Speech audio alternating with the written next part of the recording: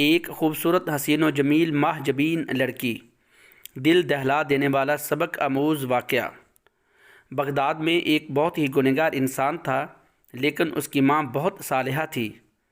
اس شخص سے جب بھی کبھی گناہ ہوتا تو وہ اس گناہ کو ایک کتاب میں لکھ لیتا تھا۔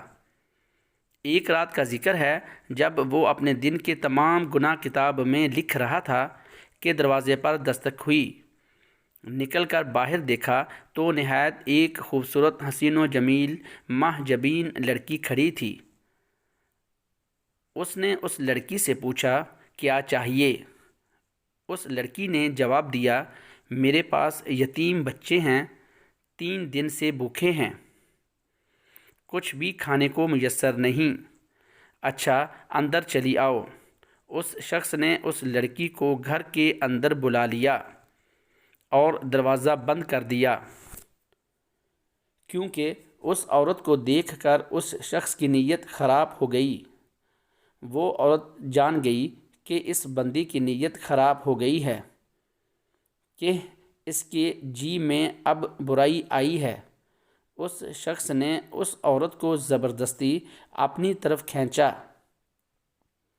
تو اس نے زور سے کہا، اے مصیبتوں کو دور کرنے والے، مجھے اس انسان سے بچا، اور اے اپنی مرنے کو بھول جانے والے انسان، مجھے تو تم موت سے غافل نظر آتا ہے کہ تم نے اس سے کوئی سبق حاصل نہیں کیا کہ تم سے بہتر اور طاقتور لوگوں کو موت کھا گئی، ان کو بھی اس دنیا سے سوائے تھوڑی سی روزی اور کپڑے کے کچھ بھی نہ نصیب ہوا، اور جو منزلیں اور بڑے بڑے گھر انہوں نے آباد کیے وہ بھی خالی رہ گئے، اور تم خود بھی کل یا اگلے روز تنہا قبرستان میں جاگزیر ہو کر ان کی ہمسائیگی میں چلے جاؤ گے۔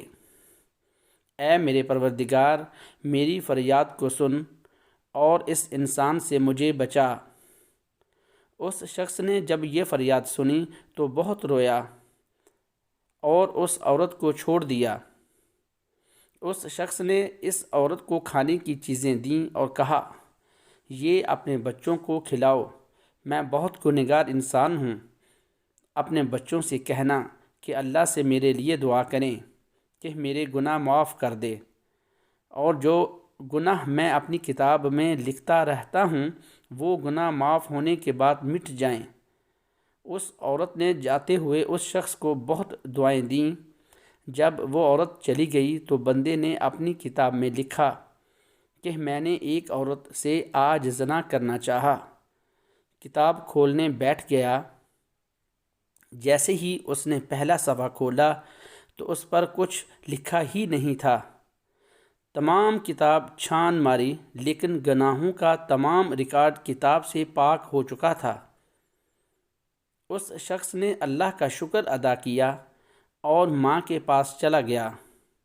ماں کو کہا کہ اس کے گناہ معاف ہو گئے ہیں، کیونکہ میں نے اللہ پاک سے ایک عورت کے ہاتھ پر صلح کر لی۔ اس کے بعد اس نے وضو کیا اور نماز پڑھی اور دعا کی، اے رحمان، جیسے آپ نے میرے گناہ مٹا دیے ہیں، آپ مجھے اپنے پاس بلا لیں۔ یہ کہہ کر سجدہ کیا۔ ماں نے جب دیکھا کہ سجدہ طویل ہو گیا تو اس کو حرکت دی، دیکھا کہ روح پرواز کر چکی ہے اور اس کا انتقال ہو چکا ہے۔